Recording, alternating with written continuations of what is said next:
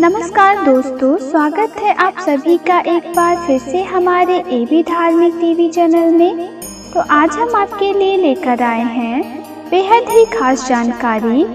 लड्डू गोपाल को घर में रखने के नियम क्या क्या होते हैं, आइए जानते हैं।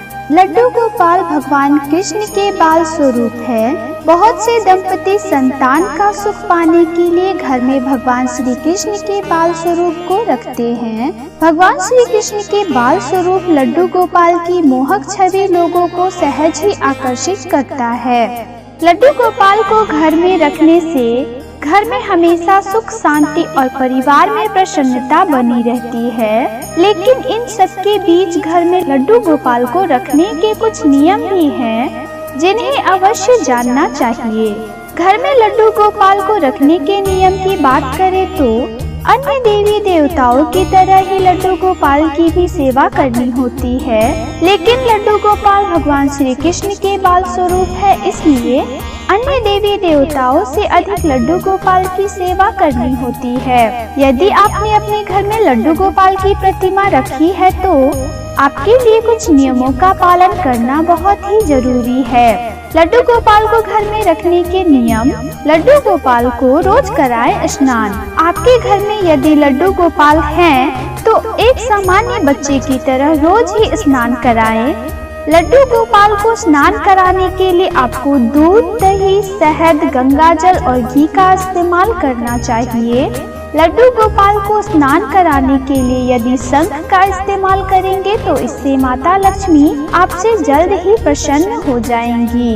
बता दें कि शंख में माता लक्ष्मी का वास होता है। लड्डू गोपाल को स्नान कराने के बाद जो मिश्रण बनता है उसे पंचामृत समझकर आप पी सकते हैं। इस मिश्रण को तुलसी के पौधे पर भी विसर्जित किया जा सकता है। हालांकि इस बात का ध्यान रखें कि इस मिश्रण को कभी भी नाली में नहीं बहाना चाहिए। लड्डू गोपाल का श्रृंगार करें। स्नान आदि कराने के बाद लड्डू गोपाल को श्रृंगार कराना भी बहुत ही जरूरी है। धार्मिक मान्यताओं के अनुसार जो वस्त्र लड्डू गोपाल को एक बार पहना चुकी हैं, उसे दोबारा ना पहनाएं। यदि आप हर रोज लड्डू गोपाल के लिए नए वस्त्र नहीं पहना सकते, तो पुराने वस्त्रों को ही धोकर लड्डू गोपाल को पहनाना चाहिए। श्रृंगार के बाद लड्डू गोपाल को चंदन का टीका लगाएं और फिर उनकी नजर भी उतारें। लड्डू गोपाल को भोग लगाएं। स्नान और श्रृंगार के बाद लड्डू गोपाल को नियमित रूप से दिन में 4 बार भोग लगाएं। धार्मिक महत्व के अनुसार भगवान श्री कृष्ण शाकाहारी थे, इसलिए जिस घर में लड्डू गोपाल विराजमान हो उस घर में प्याज, लहसुन और मांस का सेवन नहीं करना चाहिए।